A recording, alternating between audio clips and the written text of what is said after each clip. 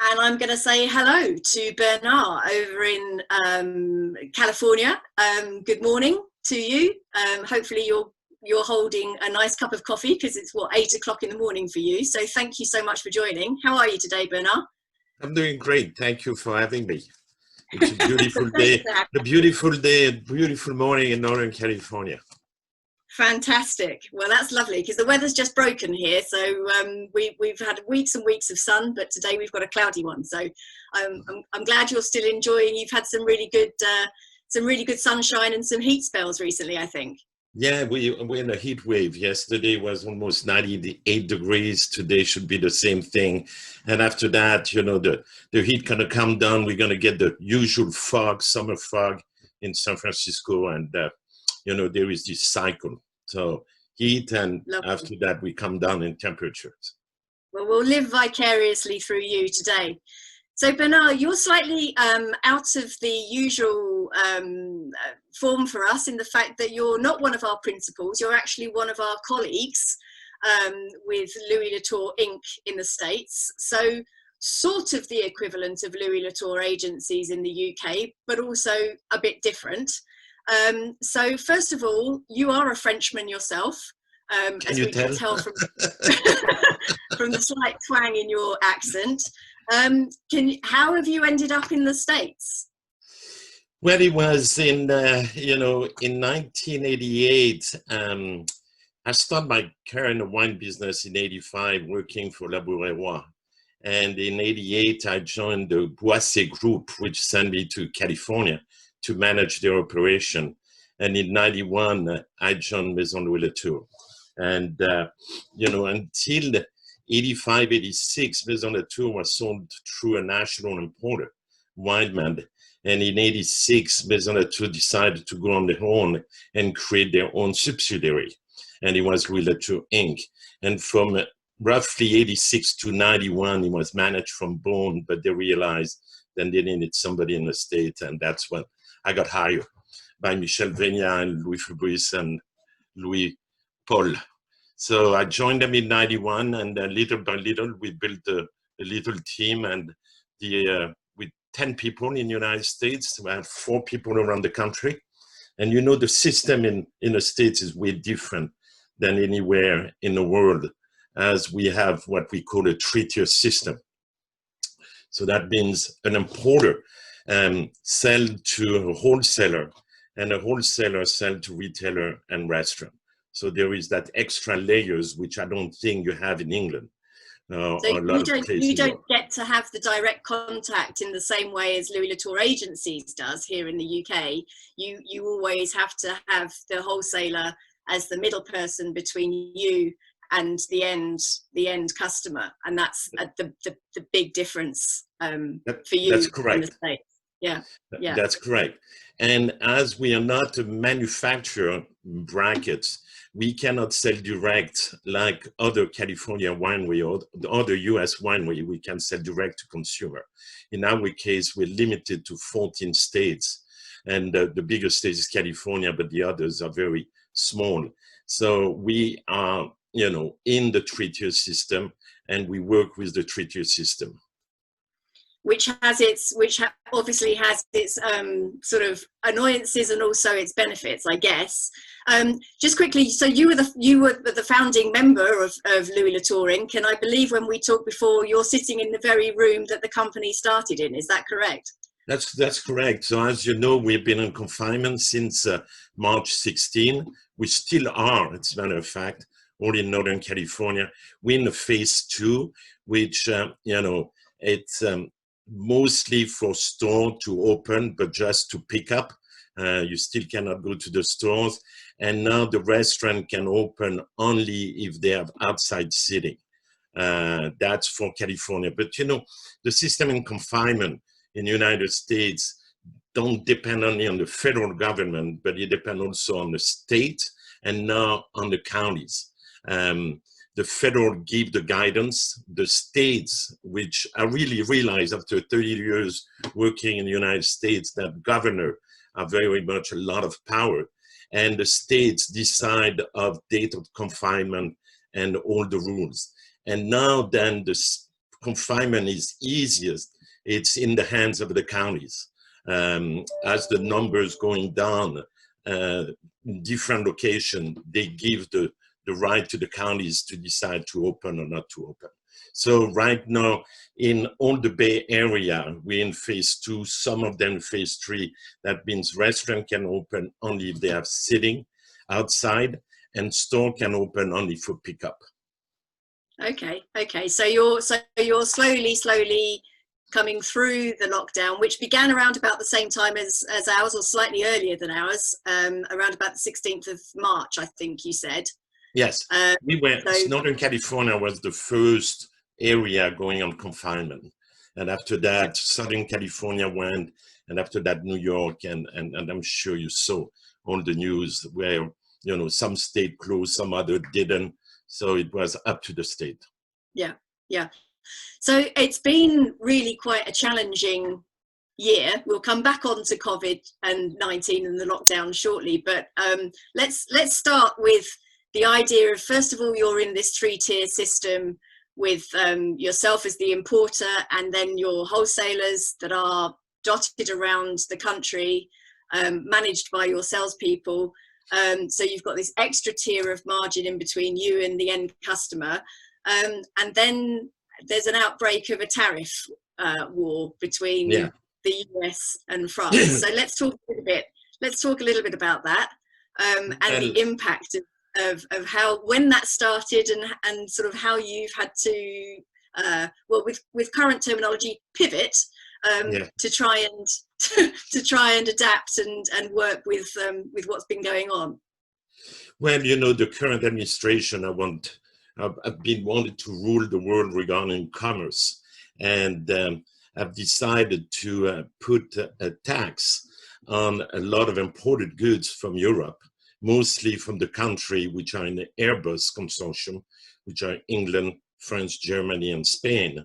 And because of subsidies that Airbus was getting, the WTO, the World Trade Organization, decided that it was illegal to have these kind of subsidies, and the federal government in the United States could retaliate against those subsidies by imposing tariff on some of imported goods. So as easy it is for Europe or for France, they taxed the wine and the cheese and a bunch of produce, and wine was taxed on October the 18th by a tariff of 25%. So it's not the tax which went up 25%, it's a tariff. That means if you had a case of wine at $100, you were paying a $25 tariff when the wine was coming in. So as you can imagine, the 25% tariff, after that you have the margin of the distributor, the margin of the retailer. At the end, it's not a 25%, you find yourself between 30 and 34% increase. So it's been, and that was put in place on October the 18th. So what did you do? Because suddenly your wine is 25% more expensive than it was before. Exactly. So have you had to try to absorb it, or like? Well, we absorbed part of it. You know, what we decided with France was to lower our margin in order to swallow part of that 25% tariff. And for us, one of the most important wines were what we call the focus wine, the wine which are volume wine, all wine from Puy down to Macon. So we decided to lower our margin between France and United States, and, you know, reduce the margin by 15%. So we had an increase of only 10, 12%, which were okay, except that, as you can imagine, we lost some sales. So by the end of November, we dropped our sales for November and December, went down roughly around 15%. So there were a new tax, because the rule was every 4 months they can change the rules. So we knew that by, you know, February 18, a new set of rules could have come up from the federal government, and adding goods or taking away or increasing the tariff. So what we did from the beginning is we decided to increase our inventory before the tax October 18. And after that, we said, okay, let's bring more wine, because if the tariff go to 50%, at least we'll have wine at 25%. So we cover ourselves with our warehouse in California until the end of June, because in June, so this month, we should have an answer from WTO on Boeing against Airbus. Airbus suing, Boeing for Boeing getting some contract, military contract with upfront money. So that's where we are. We're in a battle where we have nothing to do. We're just feeling the pain. And so we have been able to really doing quite well with a lot of promotion. And like I said, only a 10 or 15% price increase. But as you can imagine, the high-end wines were really impacted. When you have a 25% tariff on a bottle of $100, and after that, the distributor takes his margin and the retailer. To give you an example, bottle of Corton Charlemagne we sell for $180. Retail would be around $220, $230. So they slow down the sale of the high end. Yeah. So you're seeing that the sales mix has been impacted quite heavily, and also your stock holding. What you're saying is you have a warehouse, am I correct, in California? So some of your distributors have shipped directly, normally from Beaune, but some have taken stock from California, and you're now holding a lot more there than you ever have done before. Yeah, that's correct. Itself, of course. And the other thing we did to not pay the taxes up front, we put a lot of wine in a bonded warehouse. And we take the wine out of the bonded warehouse when we need it and when we pay the taxes, rather than paying the tax when a container, a 40-footer, which is 1,100 cases, come in. So go to the bonded warehouse when we need the wine, we pull up from the bonded warehouse and put that on our regular warehouse. But my understanding is that the way that works in the States is a lot more different from the way it works here, because for here that we can store bonded stock and it's not more expensive. When we were talking before, I think you said that in order to move bonded stock actually incurs extra charges. And so you've got costs upon costs upon costs. I can see that. I think the finance person nodding in one of the screens off to the side. So it just seems to me like your costs the whole time are being challenged, and that's obviously stressful. Yeah, well, as you may know, the federal tax on alcohol and state tax, one of the lowest in the world. To give you an example, before the 25% tariff, we have between the Fed and the state tax, between function of the state, but between $2.71 to $5 on a case of 9 liter. That means in a state we use case of 12 bottle. So as you can see, the tax are very low. The issue is when you pay 25% tariffs, now tax are becoming very high. So we decided to put in a bonded warehouse with extra charge, because you have the in and out, the storage. And also they want you to take a certain amount, you're not taking 20 cases because there is fees every time. So yes, our warehouse charge have been going up, but it's still manageable because the tax are not that high. What is harder to manage is the 25% tariff. Yeah. And the wholesalers themselves, have they been playing ball with that 25% tariff? Have they been helping you with trying to manage that impact? I'm looking behind because I'm still waiting for their help. Now, nice. They even have been, adding their margin on the tariff, which have been a battle, but there is nothing we can do. They're making the price and we argue with them, but they're taking a margin on the tariff, and everybody's taking margin on the tariff. So that's the reason the 25% tariff become 34% price increase. Yeah, no, it has been quite difficult. So we come into the new year, you've got all this stock holding in California, you're trying to manage the tariff increases, and then in the middle of March, we get COVID-19. So let's talk about that. What happened? So it started, really by the West Coast, where we got on lockdown since the 16th. And Louis Latour Inc. in the United States, 48% of our business is the on-trade in the restaurant business. And the rest is mostly with independent retail. We are not doing that much business with the chains because it's a decision we took a long time ago that we felt that restaurant and an independent retail was a better fit for us than dealing with chain, which in the United States, as you can imagine, are massive. So it's we all agreed going towards that direction, but when you have 48% in a restaurant and suddenly all restaurants are closing, well, I'm not telling you, but the few past months have been a disaster. We have been, suffering more in certain states than other.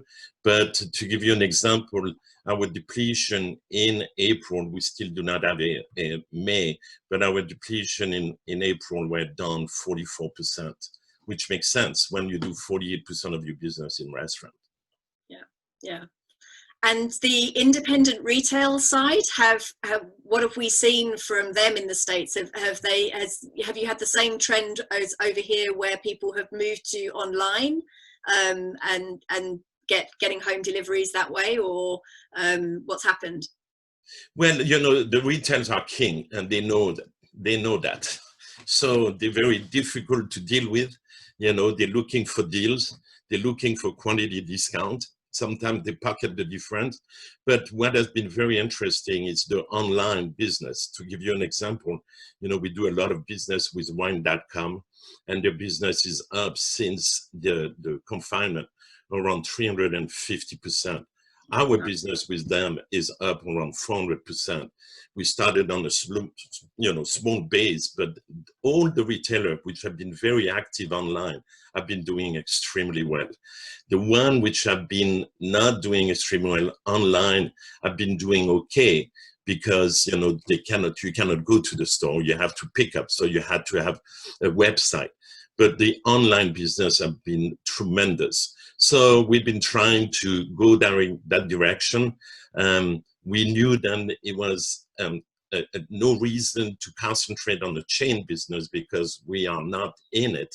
And, there were no new listing. When I talk about chains, it's all the supermarket, the Safeway, the Lucky's, and those are not looking for new item. They just, stockpiling their shelves and not looking for new listing. So we're facing with only one style of customer is the retail. And we have been very active, but it has been quite difficult because everybody go through retail business now. So as you imagine, offers are going left to right. And what is very interesting, the American winery are always the first to react and be very, very aggressive. Now, in our case, we already dropped our margin on the volume wine by 12 to 15%. So it's very hard for us to come back with new program and new discount. So it's been challenging. So we decided to go to a different way and be very active on social media and on communicating with our retailer by doing Instagram tasting, live tasting. But as you can imagine now, everybody's doing that. So we are one between 200 doing this live tasting, but it has been very helpful. Yeah, so you're having to learn some new techniques, and like all of us, getting to be expert on Zoom and updating your social media. And I'm not sure if Katie's on the call. I can't see her. Yes. Oh, there she is. Right. Yep, there she's there.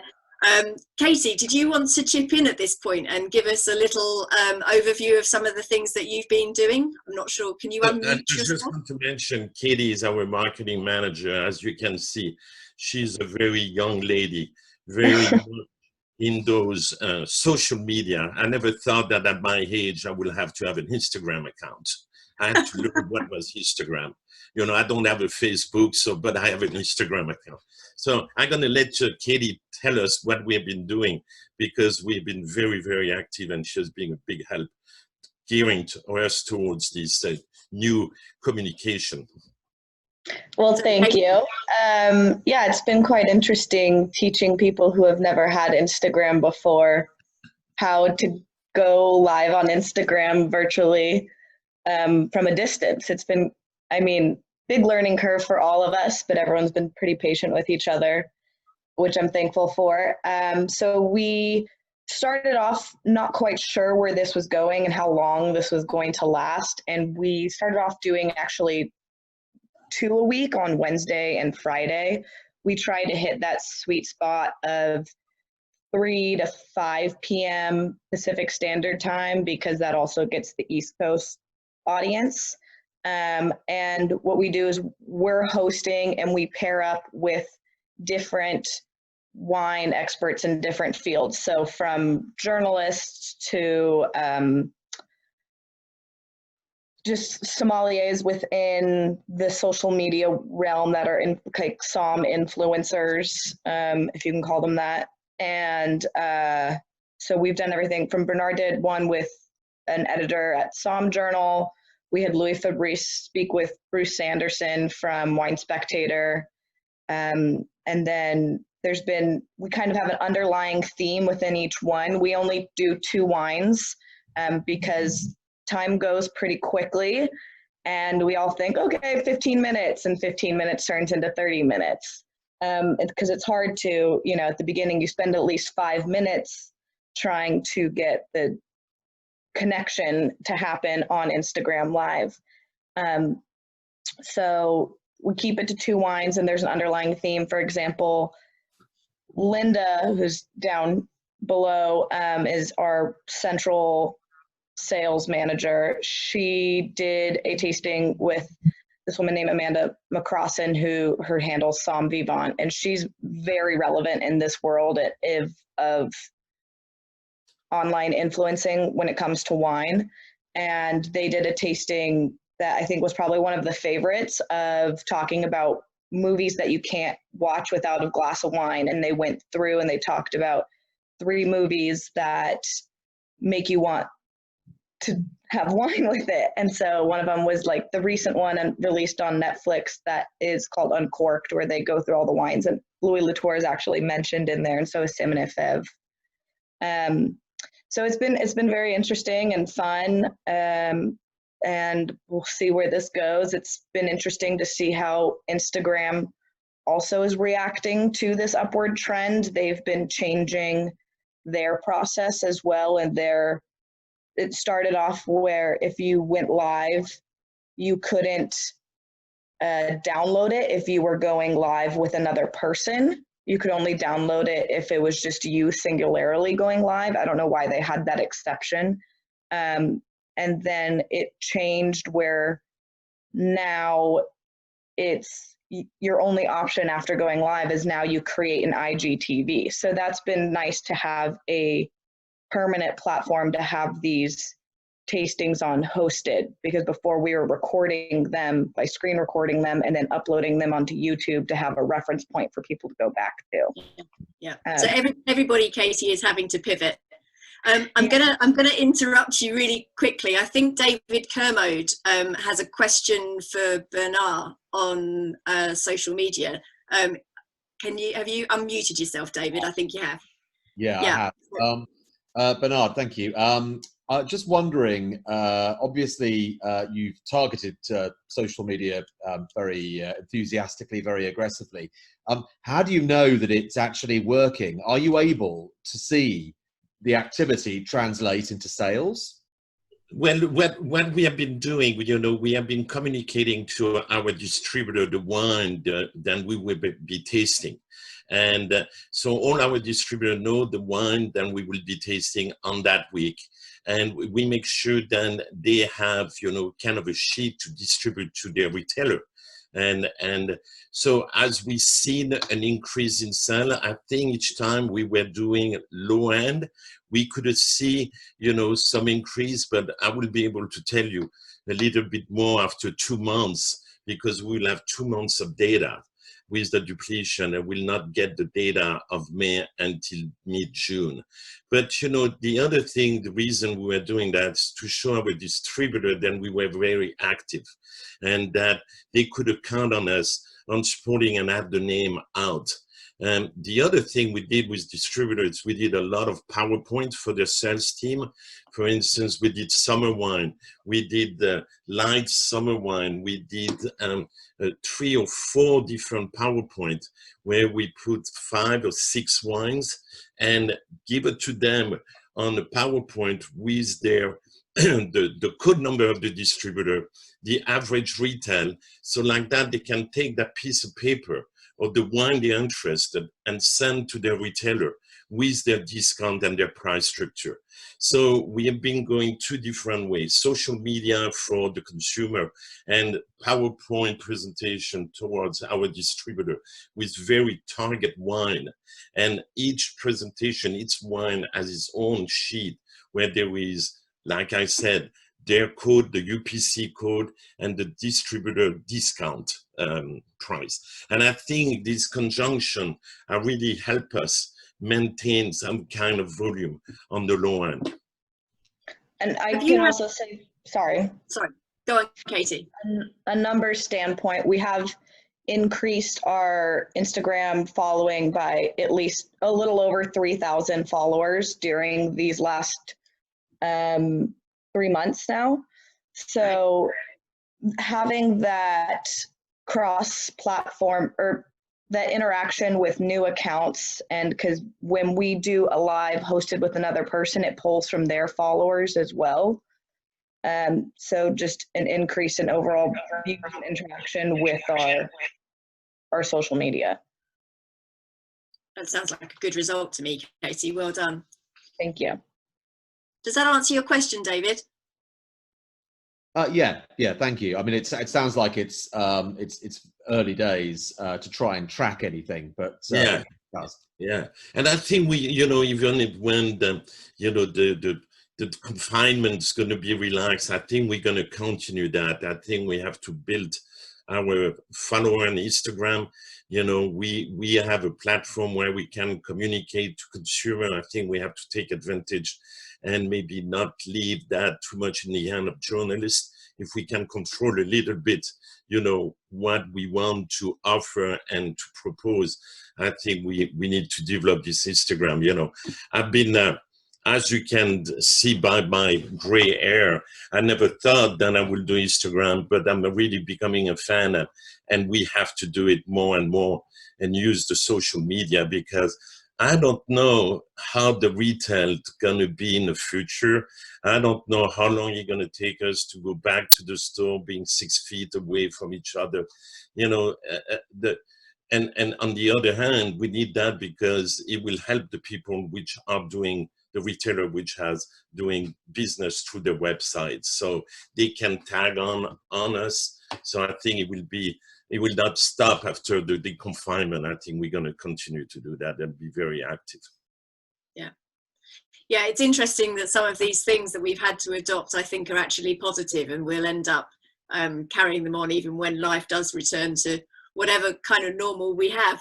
So on the basis of the fact that you are starting to unlock from lockdown, and you were saying earlier that you're working, you like your 3-tier levels in America, don't you? You've got your 3-tier level in your wine business, and you've got your 3-tier level at your governance as well, with federal, state and county.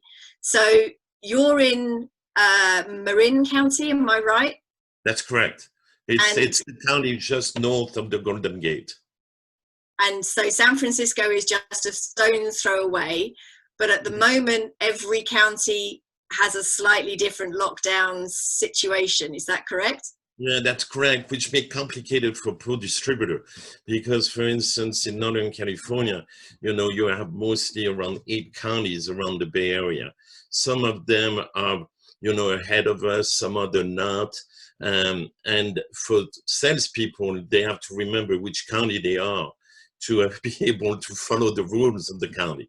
There is county which, open restaurant 25% capacity, some others 50%. But the key thing right now, it's mostly they can open with outside seating right now. They're even not talking about, inside dining. It's only outside for right now. I think the next step will be around June 15, and there is some restaurant decided not to reopen because they would be limited. So the cities have been very helpful, giving them. It's funny how law can change quickly when you have a situation like that, and we have so many regulation in the United States date back from the prohibition, and to get seated outside with an open container of alcoholic beverage was almost a no-no for many years. It was like you couldn't take an open bottle from a restaurant. So all that have been changing, and cities have been allowing restaurants to put table outside. So I'm always afraid, because if they put table outside now, the handicap gonna say they cannot pass with their chairs. It's gonna be another set of rules. So I think that the future will be when they will be allowed to have dining inside. That's where we're going to see, a little change. You have to remember that in the Northern California, the nights can be cold, it can be windy. So a lot of them are, few of them which are opening close at 8 o'clock. They're going to be cost involved because they're going to put heater. So it's going to be a slow recovery for the restaurant. We think that from our distributor and what I can see, we think that between 30 to 40% of the restaurant will not reopen. And that's going to be painful. Yeah, and was the city of San Francisco talking about closing some streets and making them pedestrianized? Was that an option that was being discussed at one point? Yeah, it's been an option, but as you can imagine, the past 7 days, everything has been in limbo because of what's going on with, the manifestation and the people in the street. So in one way, it's the third thing coming in our face now. We have the tariff, the coronavirus, and now, I have a friend which has a restaurant in a city which wanted to open tomorrow, and he postponed until the all that crisis going on have calmed down a little, perhaps. Yeah. It seems to be one thing after another for you at the moment. Yes, I was remembering, at that time last year we were already talking about the tariff and bringing wine and bringing containers. So it's been a year of painful decision to be made and painful results. I cannot wait to be out of it, to tell you the truth. So some of the takeaways, we'll start to wrap up because time is, as ever on these things, whizzing by. So if anyone has any specific questions that they have, can they either wave at me or put it into chat, and we'll open up the mics. But a couple of sort of positive takeaways from the whole debacle, if you like, Bernard. I think we were talking before, and we talked about having to be more nimble and perhaps a bit more flexible in some of the things that we offer. And I think you alluded to that when you were saying about the PowerPoints that you've been offering to your customers. So you ship in cases of 12. Yes. So obviously is quite a lot for people. So let's talk about that a little. Yes, so we've been working with distributors, especially for the on-premise, the restaurant, to do some what we call combo case. That means what we wanted to do and what we're doing in some of the states. As again, regulation is state by state. So there is some state where you can do, some state you cannot do it. But for instance, in California and many states, you can do a combo. So that means what we decided is to offer 3 wines, 4 bottles. So like that, it's a full case. And the distributor will not charge broken case, because in the past, distributor will charge for broken case. That means if you want to buy the bottle, they will charge a broken case. Now, there are states which are sells by the bottle. The state of Washington or Oregon prices by the bottle. So those states, we cannot do that. But state where you can sell by the case, that's what we have been doing in order to help the restaurant, to reopen and to not be stuck with, 12 bottles at the time. So that started to be in place. We're trying to do that in a lot of major market. We also trying to do for retailer QD, quantity discounts, where we start with 3 cases, 8 cases, 15 and 25 cases, where we share the discounts with the distributor, because we cannot absorb with the tariff all the promotion. So a lot of the distributors have been behind and helping us by doing QD. That's been, but there is some state where you cannot do it. So it's state by state, you know, the rules in the United States. I always say a producer, when you come to sell to America, it's not one country, it's 50 different countries. To give you an example, every time we ship wine to the state of Tennessee, we have to notarize a report and send a check of 3 cents per gallon. Then we send in Tennessee. Even the months you didn't send anything to Tennessee, you still have to notarize a report and send it to the state. So it's a very complicated market, and that's the reason that national importers exist and are powerful, and that's the reason that, you know, it make it for a supplier very hard to penetrate the US market. I have a question again from David. So I think, is your mic still open, David? Yeah, it is. Well, I've opened it now. Yeah, Kate. Bernard, you mentioned with the sales figures you talked about earlier on, the real kind of the worst impact being at the high end. What proportion of the portfolio is high end in the US market? Do you also have the Ardèche Chardonnay, the Provence Pinot Noirs? What proportion is high and what is sort of more mainstream accessible? What I call high end is everything above Prix du Fusset that represent roughly 25 to 30% of our turnover.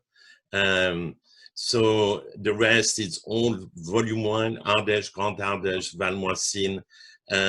We also do a lot of in the Côte Chalonnaise. We have which that's my wine of choice for today. The Montagny Premier Cru La Grande Roche is the wine that I wanted to taste. So and you know, it used to be more, but as you know, price of Burgundy have been going up, and maybe that kind of world situation will bring Burgundy price down.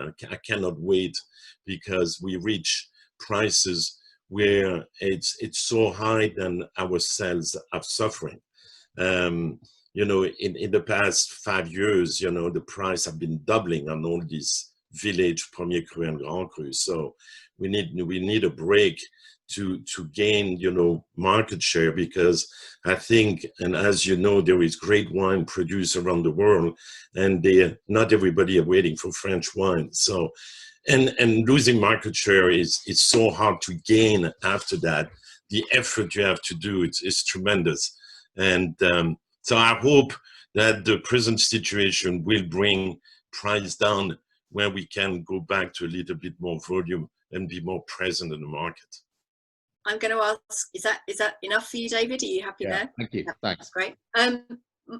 Mark Juggins, do you want to ask? I can see you're asking a question. Do you want to open yourself up and ask in person? Mark is our new national sales manager at Louis Latour. Is that right? Have I got that right? Yeah, national account controller. National account. Sorry. Yeah. Yeah. Week number 4. Yeah, I was just interested. Obviously, you'd assume that the US is obviously benefiting from the tariff going live, but are there any other countries of origin that have actually seen an uplift? Maybe because their pricing's still proportionately lower in terms of volume? You know, there were another thing about the tariff, which I forgot to mention, that, you know, wine above 14 degrees of alcohol were not taxed. So, you know, for instance, the Spanish were almost untouched because most of their wines are above 14 degrees. It's going to be the case with some of the 2018 in Burgundy. We have a lot of red, which are above 14.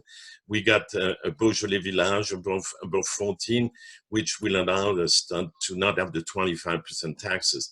But I think, you know, the French and have been the most, you know, pain, have been taking the most pain because most of our wine are below 14. And what is very interesting, we thought at one point the champagne will be in it, but we discovered that Mr. Trump and Mr. Arno are very good friends, so champagne was not taxed like cognac and so on. So it's really the small people which really got the pain, and all the small producer. And it has been for all of us, quite a disarray regarding when you look at your depletion and your sales, because all national account, and to give you an example, we had our Macon Luni in all the Four Seasons hotel.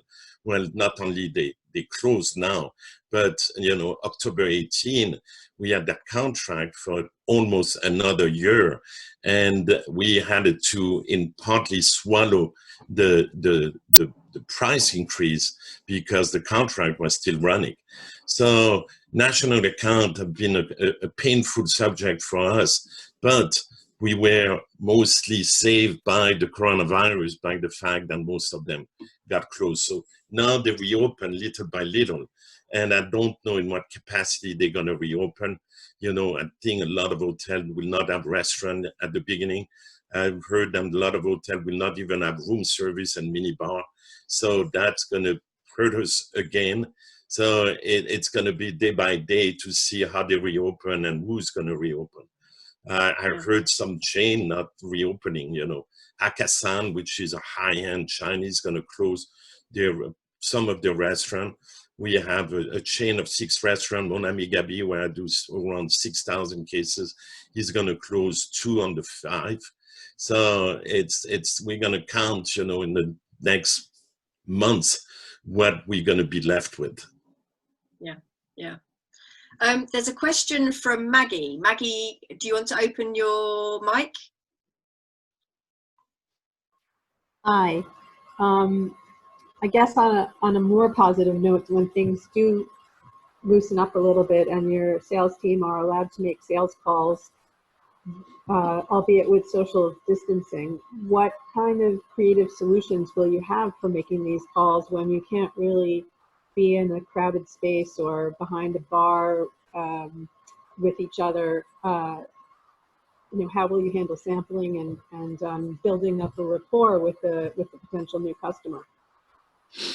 It's a very good question. Until right now, for instance, distributors were not allowing samples to go, and a lot of accounts didn't want to get samples. So what is quite interesting, so a lot of the accounts are going towards well-known brand which are well distributed. And I think the little will suffer because, of not being a brand. It's very interesting, for instance, the numbers for the past 3 months, we can see that Maison Latour resisted much better than Maison Simone Lefebvre or Henri Fessy. And I think the power of the brand have been helping to not, be losing as much. So most of them are canceling all their portfolio tasting until the end of the year. Restaurants are not taking samples right now. Retailers do not want the salespeople in their stores talking to them. So everything is done by, social media or by PowerPoint or by, phone call. So I think a brand like Latour will do better than the others because of that. And I don't know when they're going to let, the bar reopen and, going to kill the distance between tables. I don't know, because right now we're in the first stage of coming back, and even the restaurant are not reopening, only outside. So I don't know, there is, at least we're on the right direction by having restaurants to be open and serving outside. So a lot of them are going, but, some of them do not have, you go to a street in New York, a lot of the restaurants can have outside seating. Certain area of New York will be, but if you're in Midtown, there is no way you can have outside seating. So how they're going to survive, I have no idea. And that's the reason I think a lot of them will never reopen. Yeah. So on that bright note, unless anyone else has some, Guy is Yes, after a hello. question. If I may, morning, Bernard.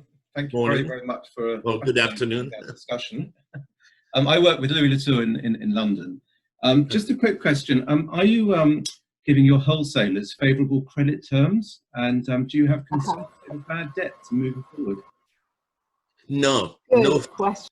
no credit term. You know, they already took an extra margin on tariff. Why should I give them credit term? Now, what's happening? You know, we see our ordering from full container from France decreasing, and wholesaler picking up more and more from our warehouse in California, which is good because, you know, we will not be out of stock. But on the other hand, there is an extra cost of that, because for a wholesaler bringing directly to France, they have one charge. But if they pick up from California, there is a leading cost, then we charge them. And after that, transportation and taxes to go to their state. So there is always an extra cost. So that means either, you know, they swallow that cost, or either they raise their price. But there is a lot of less ordering directly from France and much more from the local side, from the state side. So it was a good thing that you brought all the stock over after all. Yeah. So our term for direct DI is 70 days, and our terms from California is 30 days. But we didn't give any terms. No. Thank you. Great. Well, I think that's covered everything that everybody wants to talk about, unless well, let's go to the really fun bit. I know it's breakfast time for you, but it may not be too early. Having listened to your tale of woe, it may not be too early. You could do with a drink. What have you chosen, Bernard, as your wine of choice today? You did give us a little trailer earlier. A little it's a bottle of Montagny Premier Cru La Grande Roche 2018, which is a wine we launched in the United States roughly 15 years ago. And for me, it's one of the best ratio quality price than we have in our book. Sadly, we used to be able to offer by the glass, but price increase put it outside by the glass, but it's still a great value for wine list. And it's a Premier Cru, which costs you less than a Village Meursault Puligny. So it was my choice, and here is my glass. Because at 9 o'clock, I can still drink. And just as a little tip, what are you planning to have with that for dinner tonight? Well, you know, we have the ocean very close, and yesterday my wife went to pick up some oysters, and so tonight we're gonna have oysters, and she bought some clams, so I'm gonna do a little warm clam in a white wine. I will put a dash of that, and that's our dinner: oyster and clam tonight. It sounds like, Bernard, you are living your best life. You all can join me. Under the circumstances. Bernard, would you raise your glasses again so that I think someone can get a photo? There you go. And on that note, I hope that that's been enlightening and interesting for everybody online. Thanks for listening. Thank you, Bernard, for such a comprehensive overview of what sounds like a really horrible year. And good luck. Good luck with everything. You know, I don't think we can go lower than where we've been. So everything in the future is going to be bright and nice. Let's hope for it, because for God knows we need it. We need a little bit. All the team need a little bit of success in the months to come, as we've been hit by waves after waves of, you know, in our face. So let's hope for the better. And Will, it's great to see you. I love that beer, man. It's looking good. I'm shaved. Hope to see you soon. Well, thank you so much. Thank you, Katie, also for your insights, and thanks everybody else. Hope to see you online again in a week or two's time. Thank you for having me. Rest of your day. Thank you, Bernard. Thank you.